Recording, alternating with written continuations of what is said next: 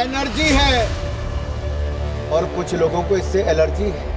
वंदे मातरम से दिक्कत थी, अंग्रेजों को वंदे मातरम से दिक्कत थी और जिन्ना के मुन्ना को भी वंदे मातरम से दिक्कत है।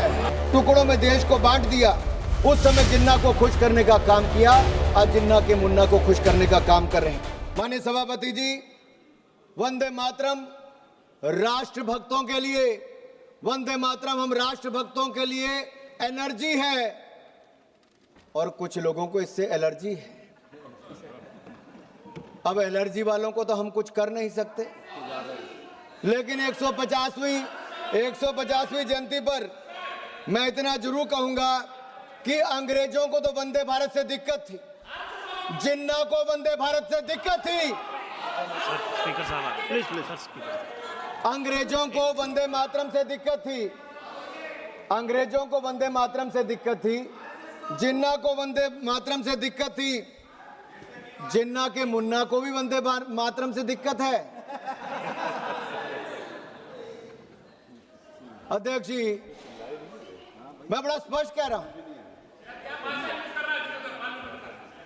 इसमें आपको क्या सर, माणिकम टैगोर जी को क्यों ऐसा लगता है? मैंने इतने कहा कि जिन्ना को वंदे मातरम से दिक्कत थी, अंग्रेजों को वंदे मातरम से दिक्कत थी और जिन्ना के मुन्ना को भी वंदे मातरम से दिक्कत है। जिनमें वंदे मातरम सुनकर ऊर्जा का संचार नहीं होता, जिनमें वंदे मातरम सुनकर ऊर्जा का संचार नहीं होता, या तो वो कांग्रेसी हैं, कम्युनिस्ट हैं या लीगी सोच के समर्थक हैं। और मैं कहना चाहता हूं, कांग्रेस का समर्थक मुस्लिम लीग कर रही है, इंडियन मुस्लिम लीग कर रही कि नहीं कर रही है, और उसके समर्थन के बिना राहुल जी और प्रियंका जी शायद चुनकर भी नहीं आ पाते, इसलिए उनका समर्थन लेने की जरूरत पड़ रही है।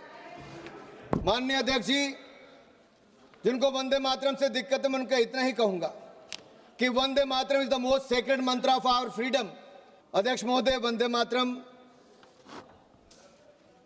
का जहां एक और हम आज 150वां साल मना रहे हैं, वहां कुछ लोगों के पास इस महापाप का प्रायश्चित करने का अवसर भी है, लेकिन रेडिकल कम्युनिज्म और लीगी मानसिकता के साथ जुड़े लोग शायद इस पर सुधार ना करें, क्योंकि वंदे मातरम को उन्होंने आधार बनाया था पॉलिटिक्स ऑफ अपीसमेंट का, तुष्टिकरण की राजनीति का।